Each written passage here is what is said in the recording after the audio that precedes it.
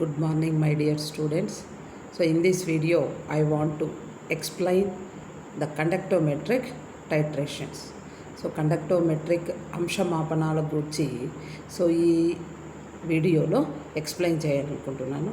So ఇది fourth సెమిస్టర్లో physical chemistry spectroscopy and physical chemistry title of the paper, that is the fourth paper. In that electrochemistry మనకు ఒక chapter ఉంది, విద్యుత్ రసాయన శాస్త్రము అని. ఆ విద్యుత్ రసాయన శాస్త్రంలో ఒక టాపిక్ అయినటువంటి కండక్టోమెట్రిక్ టైట్రేషన్స్ టాపిక్ను ఎక్స్ప్లెయిన్ చేస్తున్నాను. సో ఫోర్త్ పేపర్లో స్పెక్ట్రోస్కోపీ అండ్ ఫిజికల్ కెమిస్ట్రీ అనే పేపర్లో మనకు విద్యుత్ రసాయన శాస్త్రం ఎలక్ట్రోకెమిస్ట్రీ అనే ఒక చాప్టర్ ఉంది.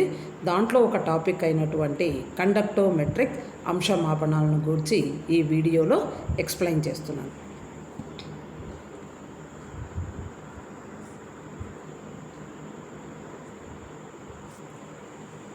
సో కండక్టోమెట్రిక్ టైట్రేషన్స్ మనం ప్రాక్టికల్స్ కూడా కొన్ని చేసి ఉన్నాం, especially for strong acid versus strong base, weak acid versus strong base అనే 2 ఎక్స్పెరిమెంట్స్ కూడా ప్రాక్టికల్స్ చేసి ఉన్నాం.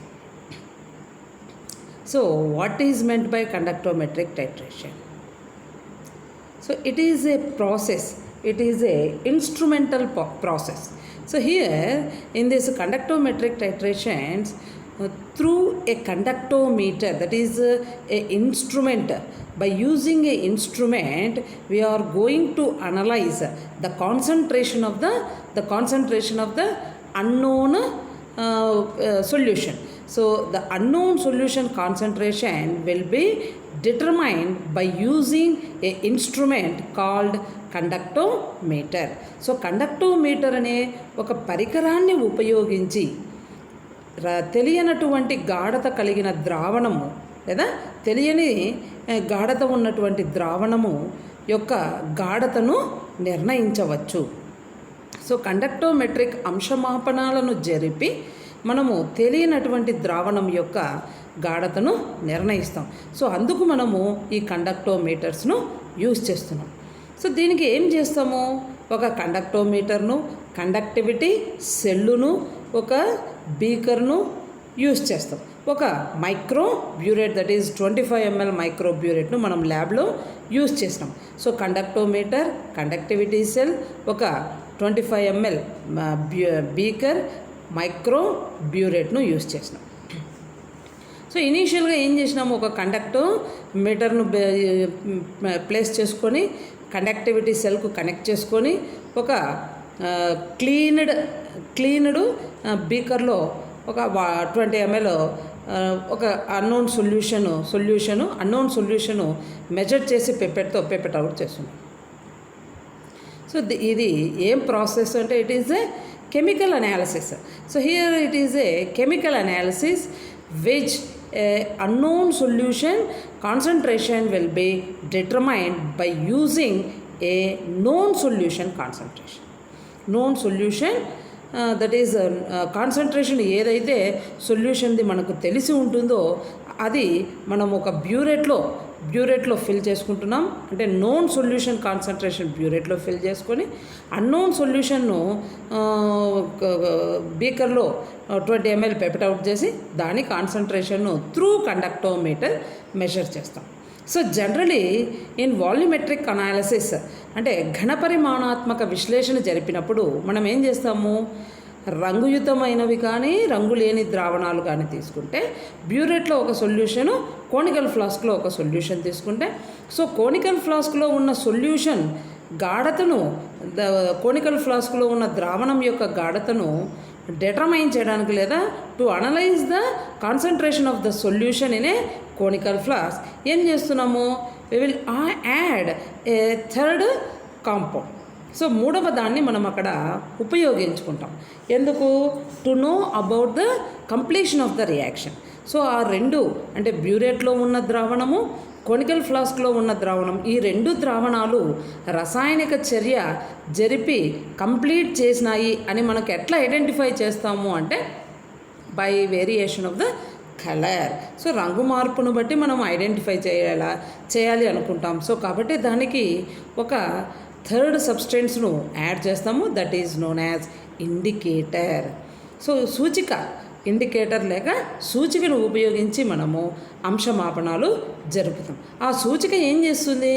After completion of the reaction, చర్య అంతమైన తరువాత అది ఇంకా మనము యాడ్ చేసేటటువంటి బ్యూరేట్లో ఉన్న ఒక డ్రాప్ ఆఫ్ సొల్యూషన్తో ఈ ఇండికేటర్ రియాక్షన్ జరిపి మనకు ఒక కలర్ చేంజ్ను ఎక్స్ప్రెస్ చేస్తుంది. ఆ కలర్ చేంజ్ను మనం విజువల్గా అబ్జర్వ్ చేసి కంప్లీట్ అయింది రియాక్షను అని ఐడెంటిఫై చేసి ఆ ఎండ్ పాయింట్ను మనము నోట్ డౌన్ చేసుకుంటాం.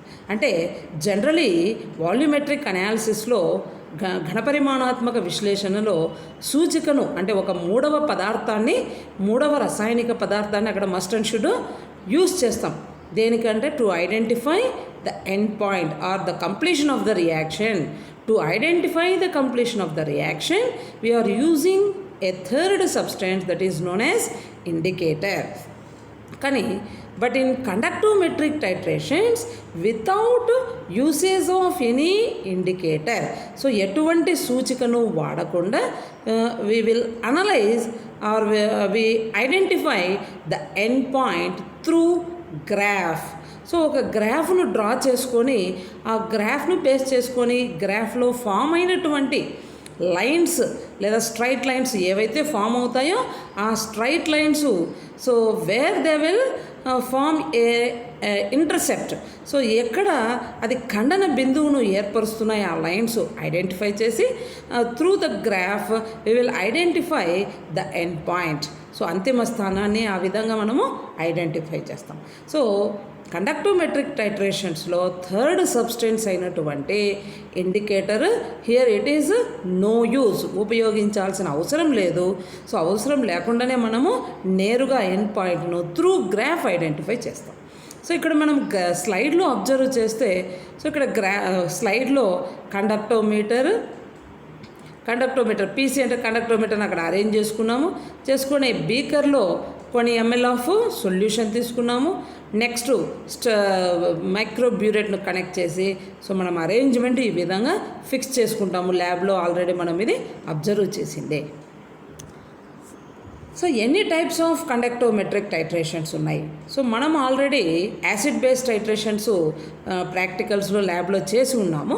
బట్ ఎన్ని టైప్స్ ఆఫ్ కండక్టోమెట్రిక్ టైట్రేషన్స్ ఉన్నాయి అంటే acid based titrations or neutral titrations ఒకటి, ఆమ్లాక్షార అంశమాపనాలు లేదా తటస్థ అంశమాపనాలు.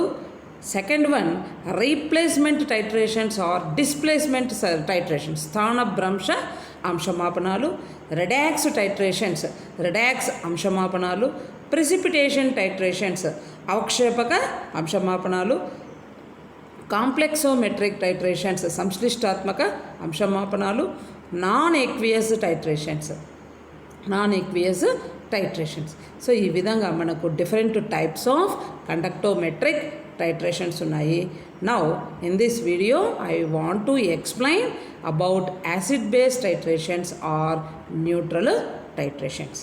So in next slide, how many types of acid based titrations? So ఎన్ని రకాల ఆమ్లక్షార అంశమాపనాలు ఉన్నాయి?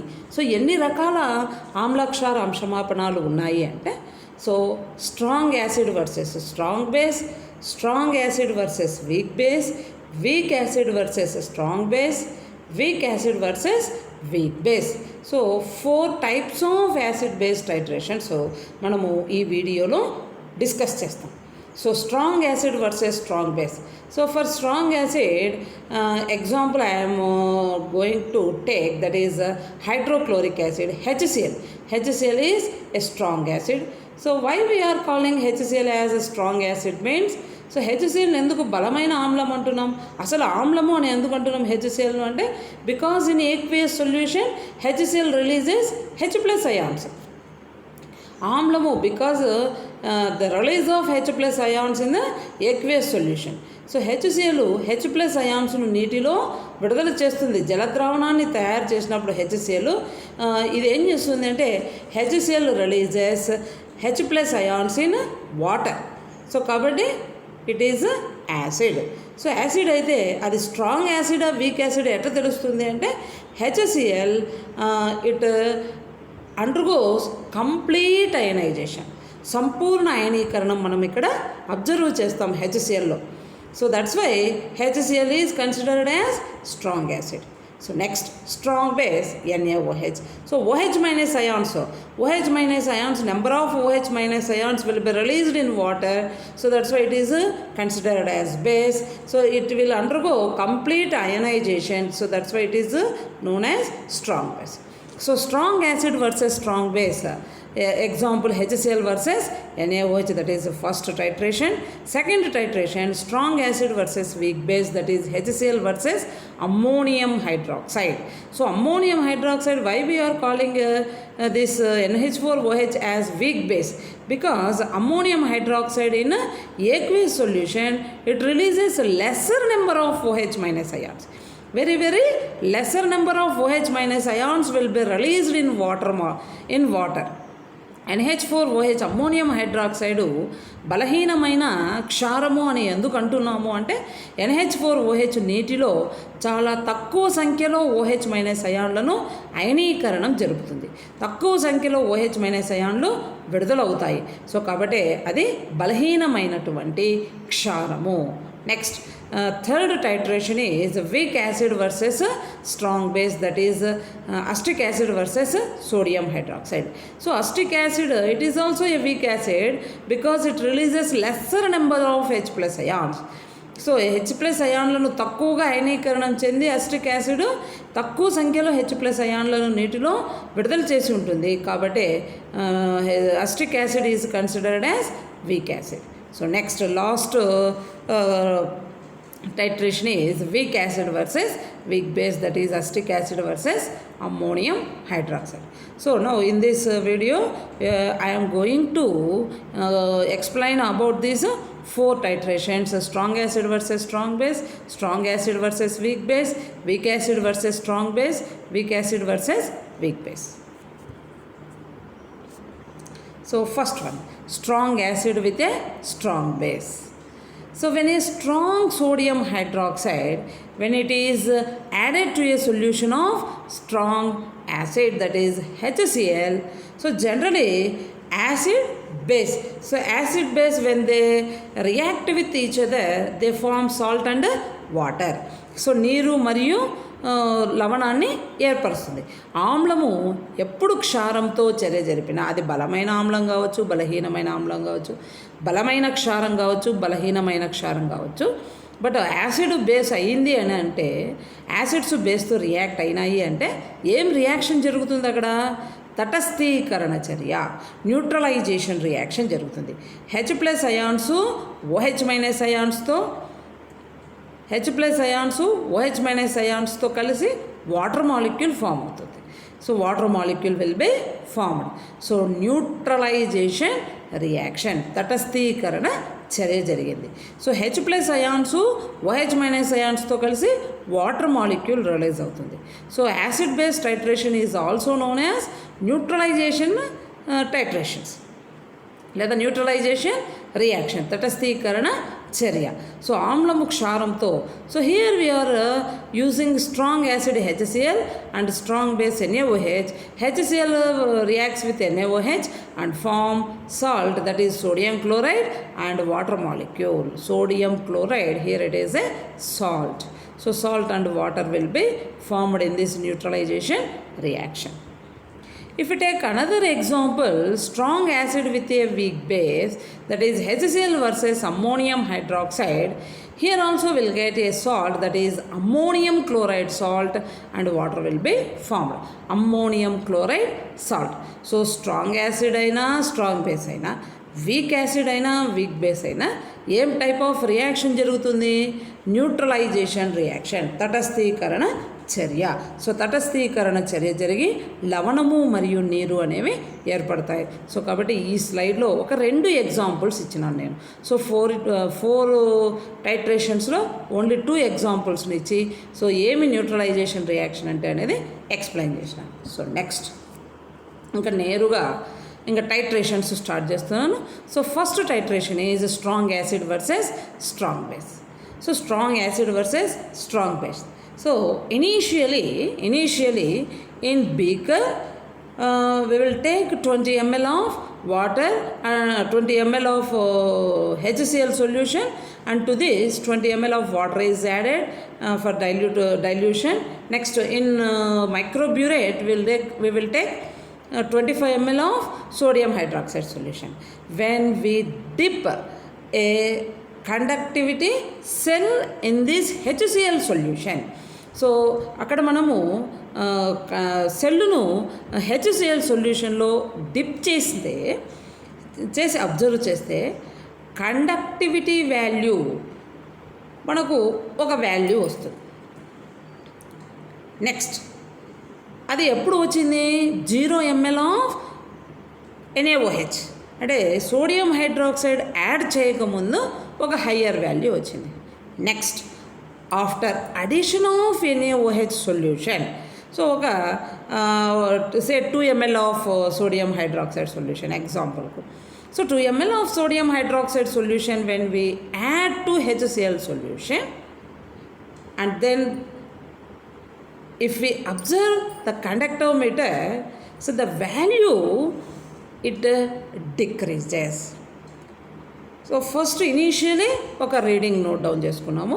Second when 2 ml of NaOH solution is added to HCl solution, the conductivity value it is decreased from first reading to second reading. We observe decrease value, so lower value we will observe.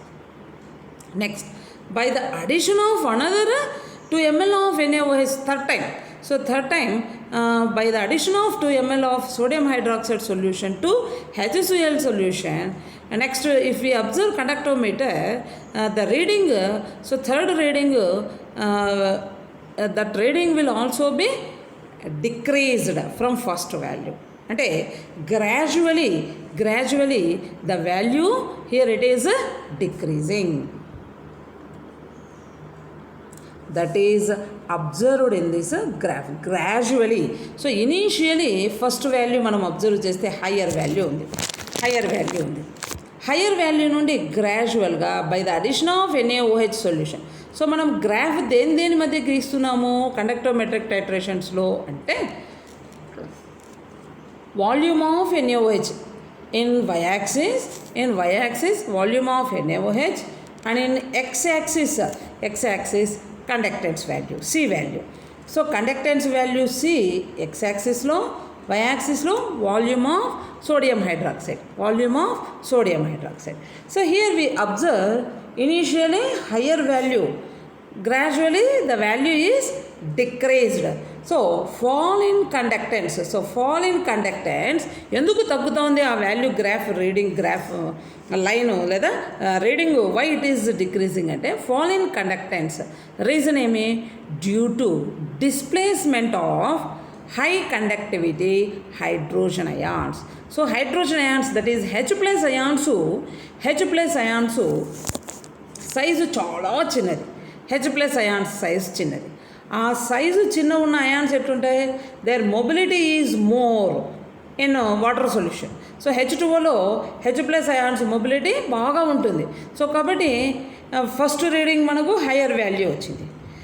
NaOH solution add చేసిన వెంటనే lesser size ఉన్న H plus ions ప్లేస్లో OH minus ions, H plus ions ప్లేస్లో OH minus ions replace అవుతున్నాయి కాబట్టి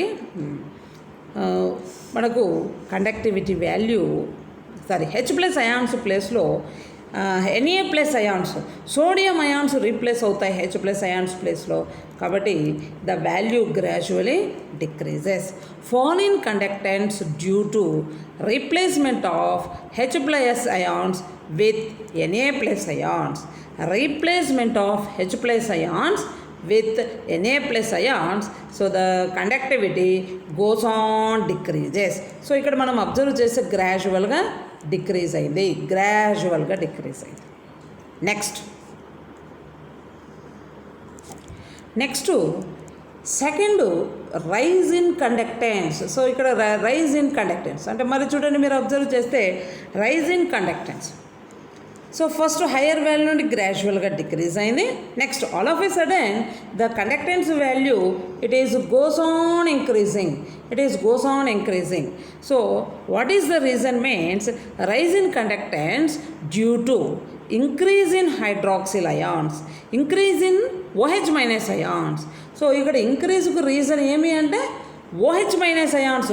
NaOH సొల్యూషన్లో ఉన్న OH minus అయాన్స్ను మనం add చేస్తూ వస్తున్నాము గ్రాడ్యువల్గా బ్యూరేట్ నుండి. So OH minus ions concentration పెరుగుతూ వస్తుంది. Rise in conductance is due to increase in the concentration of OH minus ions. So that's why the conductivity value goes on increases అని ఈ graph లైన్తో మనం డినోట్ చేస్తాం. By extrapolating these 2 lines. సో ఒకటి ఈ షేప్లో డిక్రీజ్ అయింది, ఇంకొకటి ఈ షేప్లో ఇంక్రీజ్ అయింది. ఈ 2 లైన్స్ను, ఈ 2 స్ట్రైట్ లైన్స్ను, సరళ రేఖలను, ఈ 2 సరళ రేఖలను పొడిగిస్తాం. సో పొడిగించినప్పుడు these 2 straight lines intercept value is considered as end point. ఆ ఎండ్ పాయింట్ ఇది ఎండ్ పాయింట్. ఎండ్ పాయింట్గా మనము కన్సిడర్ చేస్తాము. ఆ ఎండ్ పాయింట్ను వాల్యూమ్ ఆఫ్ NaOH ఇక్కడ మనకు ఎంత అనేది ఇక్కడ తెలిసిపోతుంది. వాల్యూమ్ ఆఫ్ NaOH ఎక్కడ మనకు ఎండ్ పాయింట్ అంటే కంప్లీషన్ ఆఫ్ రియాక్షన్ ఎక్కడ అనేది ఈ ఎండ్ పాయింట్ను బేస్ చేసుకొని వాల్యూమ్ ఆఫ్ సోడియం హైడ్రాక్సైడ్ను నోట్ డౌన్ చేసుకొని, so N1V1 is equal to N2V2 ఫార్ములాలో సబ్స్టిట్యూట్ చేస్తే will get the concentration of HCl. So the concentration of HCl, that is the unknown solution concentration, will be determined by this conductometric titrations. Here the strong acid unknown concentration is determined by this conductometric titration. So next,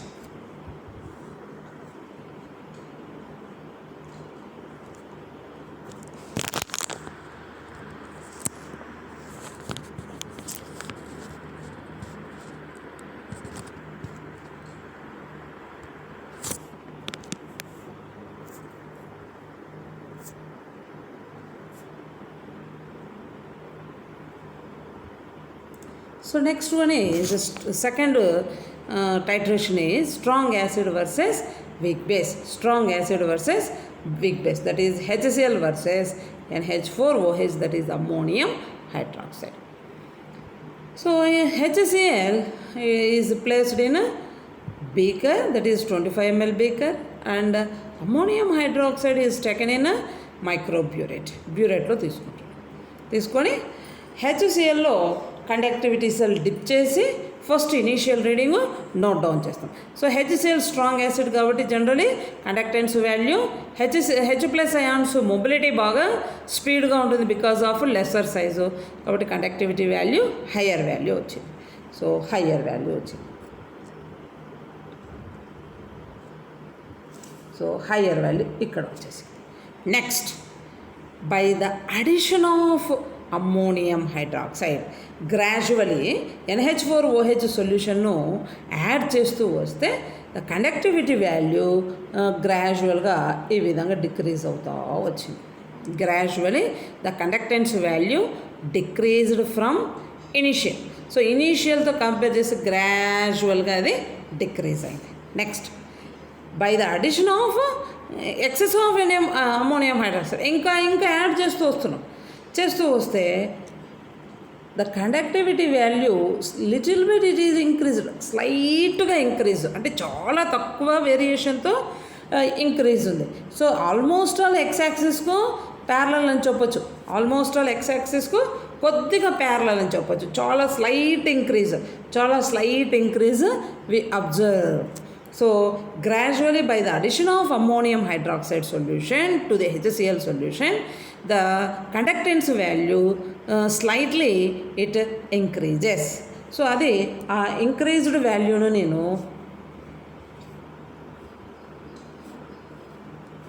so ee line to denote chestam, slight increase. So here we will get two doubts. First one is why the conductance value is decreasing.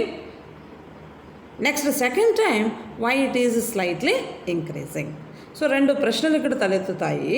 ఒకటి, మొదట conductivity విలువ పెరిగింది హెచ్సిఎల్లో dip చేసి ఉన్నప్పుడు, ప్రారంభంలో ammonium hydroxide ఇంకా అసలు add చేయకుండా ఇనీషియల్గా అబ్జర్వ్ చేస్తే మనము హెచ్సిఎల్ సొల్యూషన్లో కండక్టివిటీ సెల్ డిప్ చేసి ఉన్నప్పుడు హయ్యర్ వాల్యూ వచ్చింది. తరువాత అమ్మోనియం హైడ్రాక్సైడ్ను గ్రాడ్యువల్గా కలుపుతూ పోతే కండక్టివిటీ వాల్యూ తగ్గింది. సో నెక్స్ట్ ఇంకా అమ్మోనియం హైడ్రాక్సైడ్ యాడ్ చేస్తూ పోతే కండక్టెన్స్ వాల్యూ మళ్ళీ గ్రాడ్యువల్గా మొదలు పెడుతుంది పెరగడం. సో అది ఎంతవరకు పెరుగుతుంది? చాలా స్లైట్ ఇంక్రీజ్ను మనం అక్కడ అబ్జర్వ్ చేస్తాం. మరి ఏమి కారణాలు అంటే, fall in conductance due to displacement of H+ ions. H+ ions ఇక్కడ డిస్ప్లేస్ అవుతాయి. H+ అయాన్స్ డిస్ప్లేస్ అయి, సో H+ అయాన్స్ డిస్ప్లేస్ అయి అవి ఎవరితో డిస్ప్లేస్ అవుతున్నాయి లేదా రీప్లేస్ అవుతున్నాయి? By ammonium ions. H+ అయాన్లు చాలా లెస్సర్ ఇన్ సైజ్. ఆ అయాన్స్ మైగ్రేషన్ ఎక్కువ ఉంటుంది కాబట్టి ఇనీషియల్గా మనకు ఇక్కడ హయ్యర్ వాల్యూ వచ్చింది. ఎప్పుడైతే నువ్వు అమ్మోనియం హైడ్రాక్సైడ్ యాడ్ చేసినావో H+ అయాన్స్ ప్లేస్లో అమ్మోనియం అయాన్స్ సబ్స్టిట్యూట్ అవ్వడం వల్ల లేదా రీప్లేస్ అవ్వడం వల్ల H+తో పోలిస్తే అమ్మోనియం అయాన్స్ సైజు పెద్దది. సో H+ అయాన్స్ ప్లేస్లో అమ్మోనియం అయాన్స్ వచ్చి జాయిన్ అవ్వడం వల్ల we observe fall in conductance gradually. So NH4+ ions ions H+ ions ప్లేస్లో సబ్స్టిట్యూట్ అవుతాయి కాబట్టి gradually the conductance value decreases. So ఇది graph. Next, conductance remain constant due to suppression of ammonium hydroxide by ammonium chloride. So next time observe చేసినాము ఇక్కడ increase చాలా లెస్సర్లో increase అయింది. ఈ increase చాలా మ్యాక్సిమం ఎక్స్ యాక్సిస్ కొంత పెరిగింది అంతే. అంటే ఎక్స్ యాక్సిస్కు ఈ ప్యారలల్గా కాకుండా కొంత వేరియేషన్ చూస్తాం. సో మరి ఇక్కడ ఎందుకు లిటిల్ బిట్ ఇంక్రీజ్ అయింది అంటే by the formation of ammonium chloride. అంటే NH4OH that is ammonium hydroxide ఇంకా మనం యాడ్ చేస్తే OH- అయాన్స్ యాక్షన్ అప్పుడు స్టార్ట్ అవుతుంది. OH- అయాన్స్ అంటే అమ్మోనియం హైడ్రాక్సైడ్లో ఉన్న OH- అయాన్స్ నెంబరు ఇంక్రీజ్ అవుతూ వస్తుంది. ప్లస్ అమ్మోనియం క్లోరైడ్ ఫార్మేషన్ కూడా అక్కడ మనం అబ్జర్వ్ చేస్తాం. Ammonium chloride it is strong electrolyte. So కాబట్టి we observe slight increase in the conductance value. So by extrapolating these two straight lines we'll get a intercept. That intercept will give end point. So ఆ 2 రేఖలను పొడిగించితే అక్కడ అది ఒక ఖండన బిందువుని ఇస్తుంది. ఆ ఖండన బిందువుని ఆధారంగా చేసుకొని వాహకత మరియు సో ఇక్కడ వాహకత విలువ వస్తుంది. సో ఇక్కడ ఈ ఖండన బిందువు అమ్మోనియం హైడ్రాక్సైడ్ ఘనపరిమాణం. సో అమ్మోనియం హైడ్రాక్సైడ్ ఘనపరిమాణము వాహకత విలువలను ఆధారంగా చేసుకొని N1V1 = N2V2 ఫార్ములాలో సబ్స్టిట్యూట్ చేస్తే N1 that is strong acid HCl ద్రావణం యొక్క గాఢతను నిర్ణయించవచ్చు. సో దీంతో మనము 2 కండక్టోమెట్రిక్ టైట్రేషన్స్ ఫినిష్ చేసినాము. సో నెక్స్ట్ వీడియోలో రిమైనింగ్ 2 కండక్టోమెట్రిక్ టైట్రేషన్స్ స్టార్ట్ చేస్తాం. Okay, thank you.